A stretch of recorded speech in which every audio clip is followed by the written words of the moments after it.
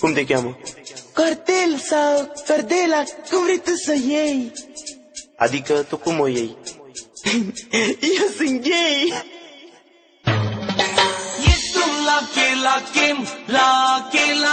lachem, toți băieții te oachem.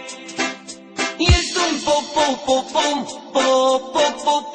pom, tu ești omulețul copop.